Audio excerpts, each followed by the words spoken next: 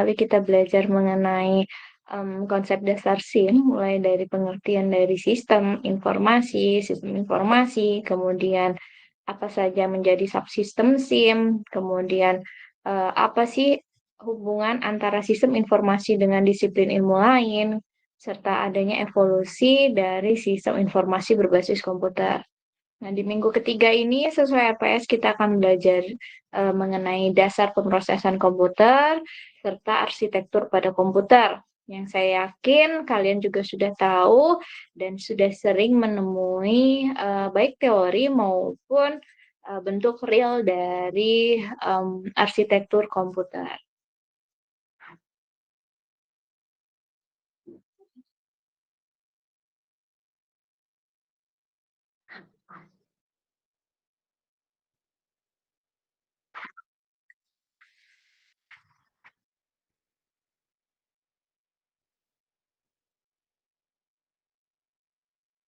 Nah, ini materinya.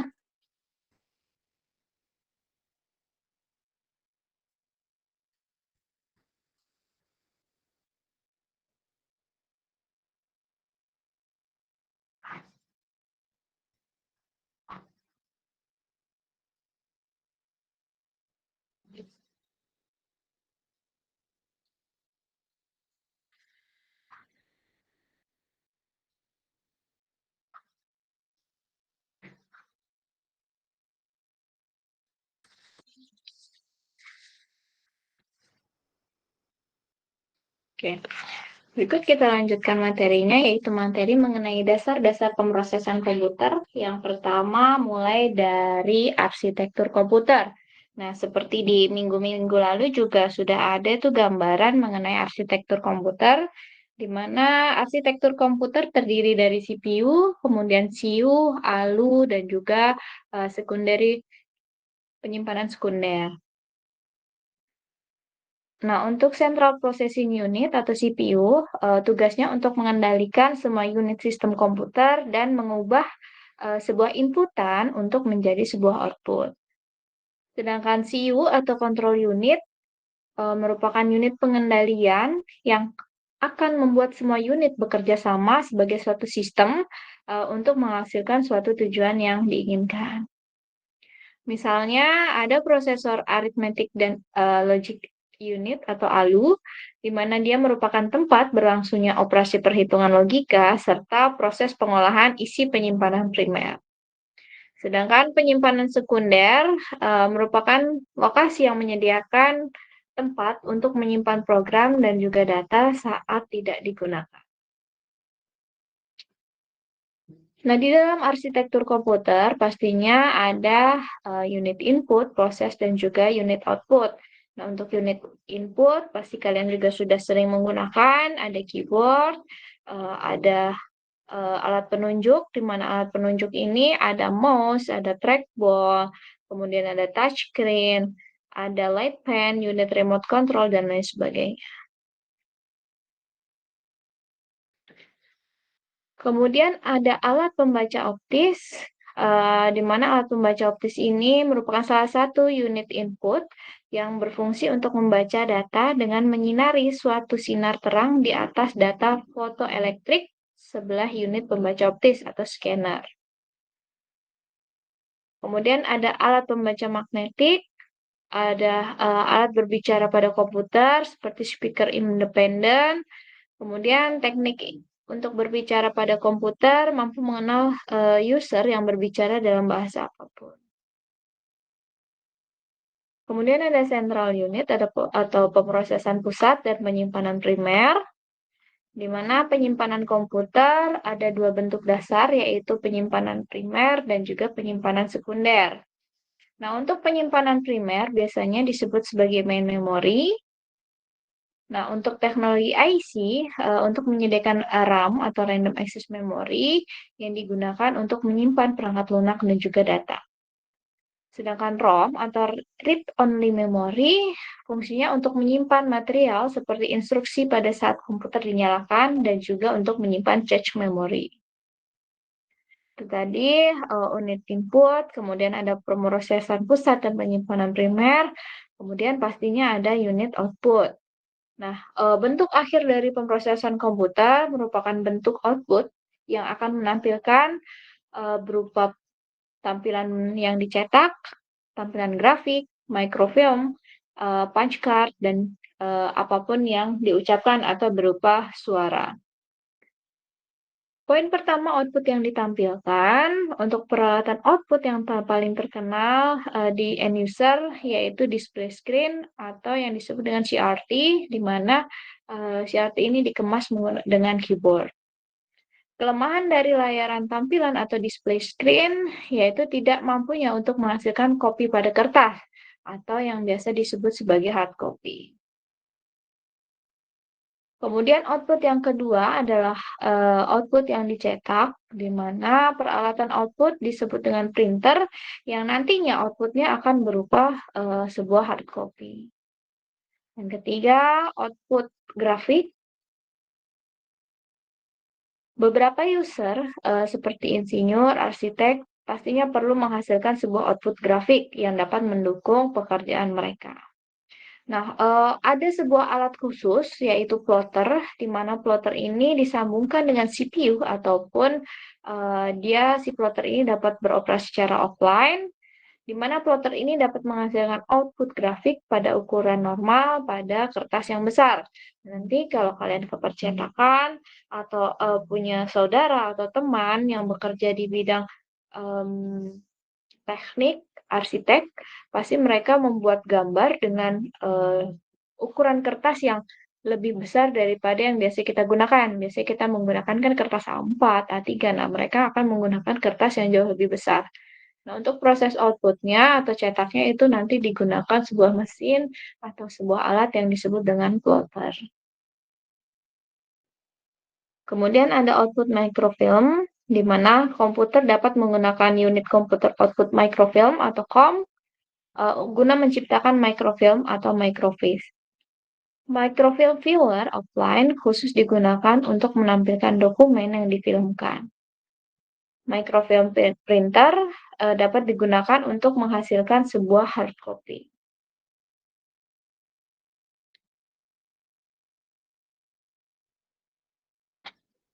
Nah, di sini output berikutnya ada jenis output kartu berlubang. Beberapa konfigurasi komputer yang lebih besar menerapkan punch card unit untuk membuat sebuah kartu berlubang. Kemudian ada output audio atau audio response unit, di mana dia dapat menentukan kata yang sebelumnya terekam untuk membentuk output komputer yang dapat didengar oleh user, sehingga apa yang didengar itu bisa ditransmisikan ke seluruh saluran komunikasi. Nah, berikutnya ini ada peran alat input dan output dalam pemecahan suatu masalah. Peranan input dan output penting bagi manajer atau seorang manajer, terutama dalam memberikan komunikasi antara manajer dengan komputer. Alatan input seperti unit MICL dan juga OCL memberikan cara untuk memasukkan data ke dalam sebuah database, baik ketika terjadi transaksi atau beberapa saat kemudian. Banyak unit output yang digunakan dalam pemecahan masalah secara tidak langsung.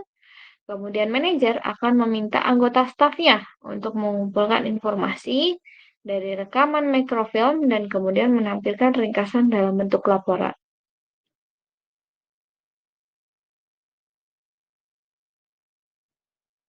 Oke, berikutnya ada beberapa jenis komputer atau elemen dalam komputer sebagai elemen dalam suatu sistem informasi. Nah, komputer ini kan seperti kita ketahui dibagi menjadi beberapa bentuk berdasarkan ukurannya. Yang pertama ada superkomputer. Nah, superkomputer ini biasa digunakan untuk proses perhitungan ilmiah. Kemudian ada komputer mainframe, digunakan sebagai tulang punggung dalam pengolahan di suatu organisasi yang besar. Kemudian ada mini komputer. Nah, mini komputer ini akan bekerja pada unit yang lebih besar dibandingkan di penggunaan mikrokomputer. Nah, sedangkan microkomputer sebagian besar sirkuit utamanya terbentuk atau berbentuk silicon IC chip yang disebut sebagai microprocessor. PC yang biasa kita gunakan merupakan salah satu microkomputer di mana si microkomputer ini digunakan oleh satu orang atau mungkin beberapa orang. Berikutnya ada small business computer, di mana SBC ini merupakan komputer mini komputer ataupun microkomputer dengan multi user atau dengan user yang beragam. Untuk laptop ini yang biasa kita gunakan kalau dulu ukurannya sekitar 4 kilo, tapi sekarang kan sudah ada yang 1, sekian dan lain sebagainya. Notebook itu lebih kecil daripada laptop dan baik dari size-nya maupun dari beratnya. Kemudian ada yang disebut dengan palm laptop. Nah, ini lebih kecil lagi dari sebuah notebook, tapi sepertinya saat ini sudah jarang ditemui. Kemudian ada pen komputer, di mana pen komputer ini berkemampuan dalam menerima input yang tertulis pada layar dengan pena khusus.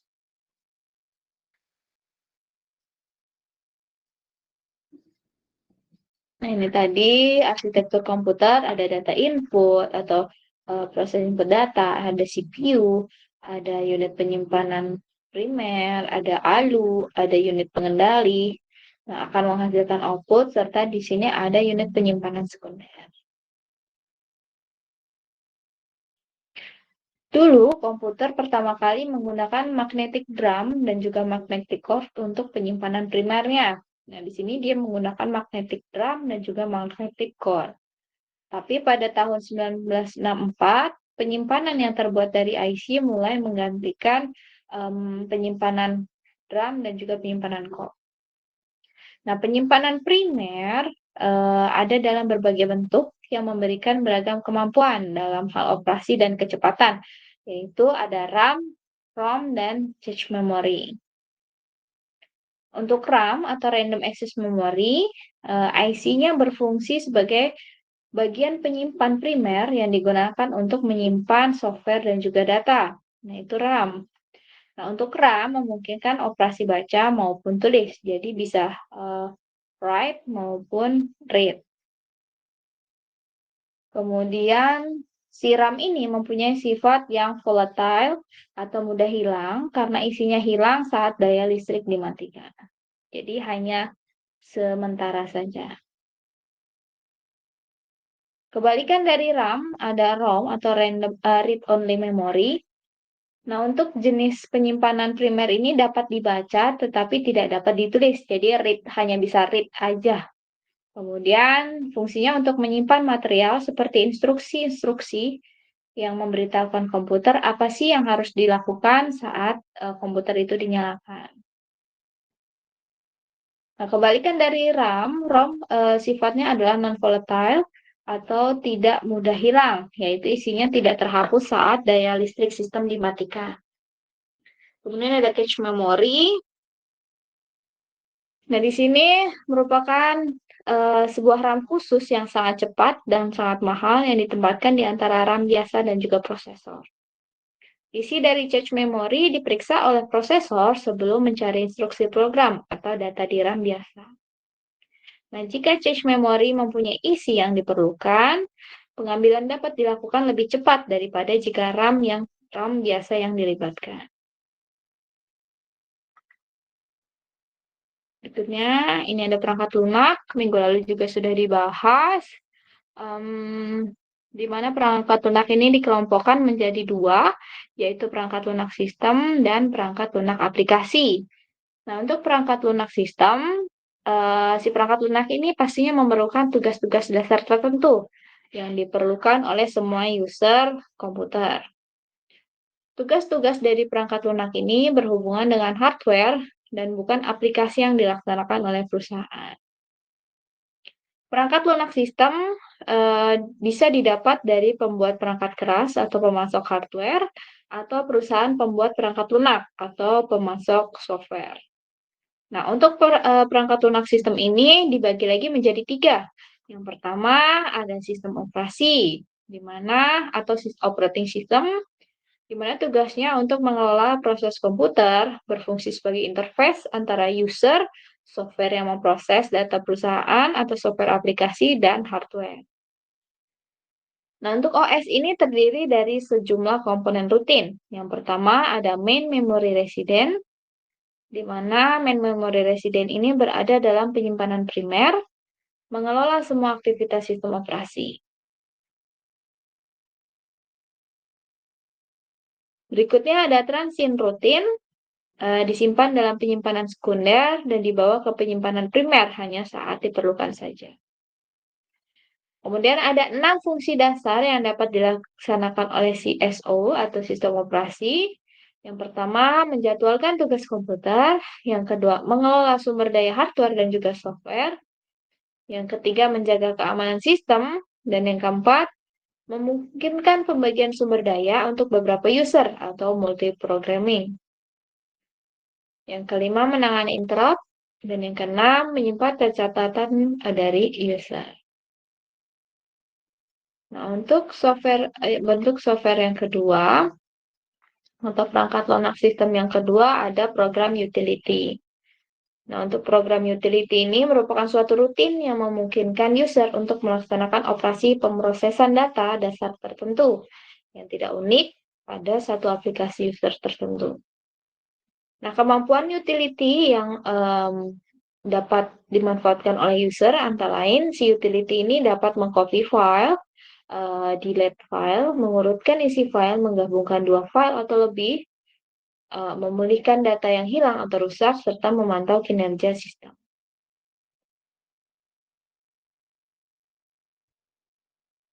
Oke, bentuk yang ketiga atau jenis yang ketiga ada penerjemah bahasa komputer atau language translator. Nah, language translator ini ada banyak sesuai dengan generasi komputer. Pada bahasa generasi pertama, sebuah language translatornya berupa bahasa mesin, yaitu suatu rangkaian angka 0 dan 1 yang dapat diinterpretasikan dan dilaksanakan oleh CPU. Nah, untuk nama translatornya adalah sebuah interpreter. Kemudian pada bahasa generasi kedua disebut dengan assembler atau language translatornya adalah assembler, di mana assembler ini menggunakan nama-nama mnemonik untuk melaksanakan operasi-operasi dan juga nama-nama simbolik. Program yang ada di generasi kedua ini cenderung panjang dan juga sulit untuk dibaca. Nah, programnya berbeda-beda untuk setiap model CPU. Jadi, satu CPU bisa menggunakan satu model. Ada 5 CPU, berarti ada 5 model. Pada bahasa generasi ketiga, ini disebut dengan compiler dan juga interpreter. Nah, untuk translator ini dapat menghasilkan banyak instruksi objek program dari satu instruksi source program. Nah, sintaksnya pada generasi ketiga ini lebih mirip dengan bahasa user atau bahasa yang kita gunakan. Untuk bahasa generasi ketiga lebih prosedur oriented dan juga problem oriented. Jenis translatornya adalah compiler dan juga interpreter. Kemudian bahasa generasi keempat, untuk translatornya natural language, urutan instruksi tidak sepenting pada 3GL, kemudian sintaksnya sangat mirip dengan bahasa sehari-hari, user friendly, kemudian 4GL mencakup jenis software yang sangat beragam, ada DB query language, very high level language, graph generator, report writer, modeling language, application generator, dan lain sebagainya. Nah, kemudian jenis perangkat yang lunak yang kedua ada perangkat lunak aplikasi, di mana fungsi dari perangkat lunak aplikasi ini adalah untuk membantu pengelolaan sumber daya fisik dan konseptual perusahaan.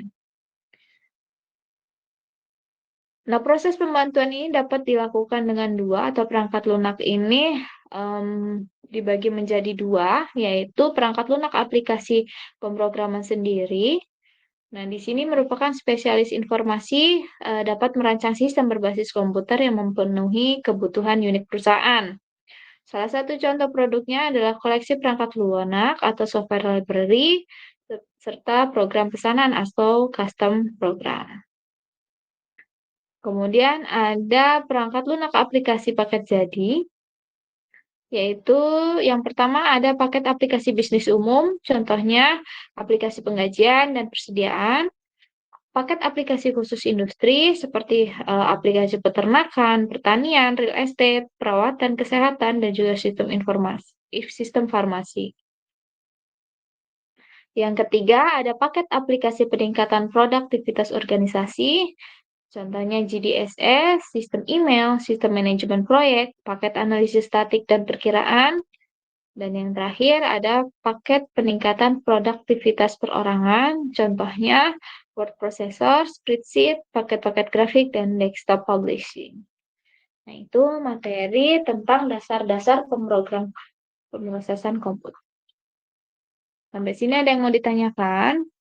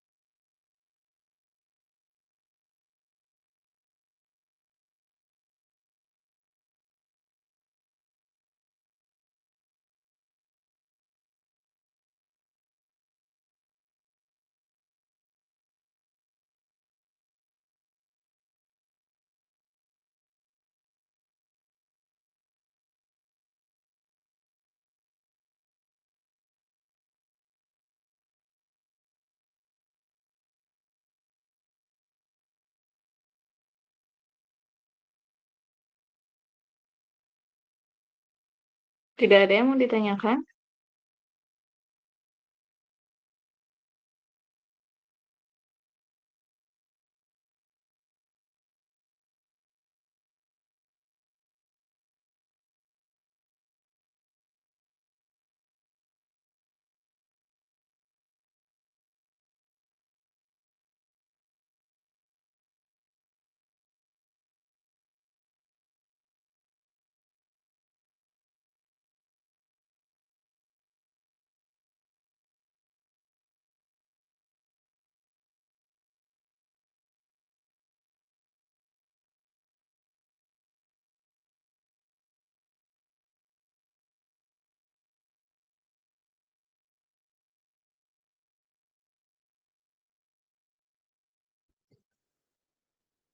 Aditya Perdana Sembiring, Airlangga, Aditya hadir, Bu. Alif Atila, Hadir, Bu. Anugrah, Hadir, Bu. Arya Wahyu, Hadir, Bu. Bintang, Hadir, Bu.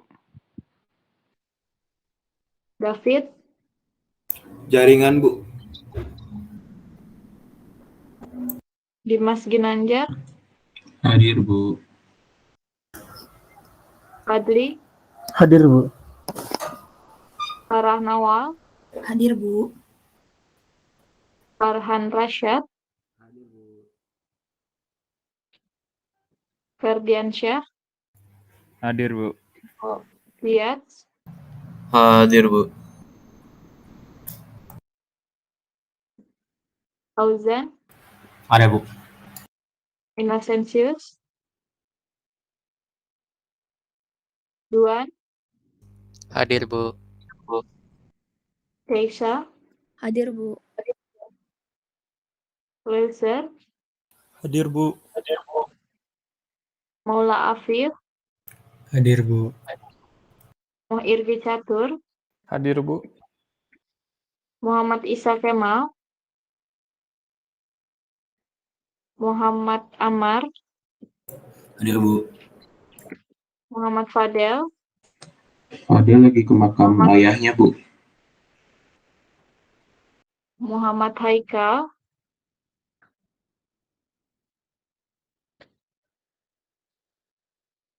Muhammad Najwan, Hadir, Bu. Muhammad Ridho, Hadir, Bu. Muhammad Wahid, Hadir, Bu.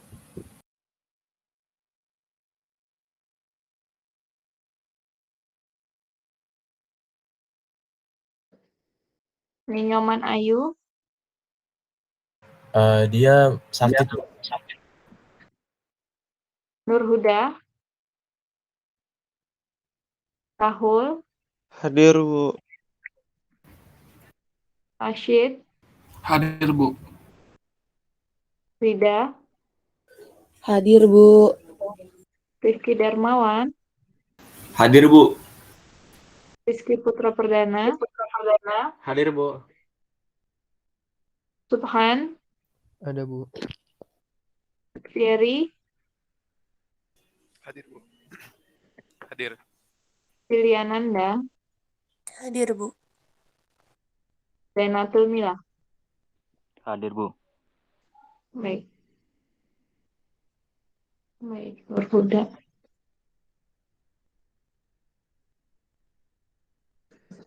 Baik, jika tidak ada pertanyaan, cukup untuk pertemuan hari ini.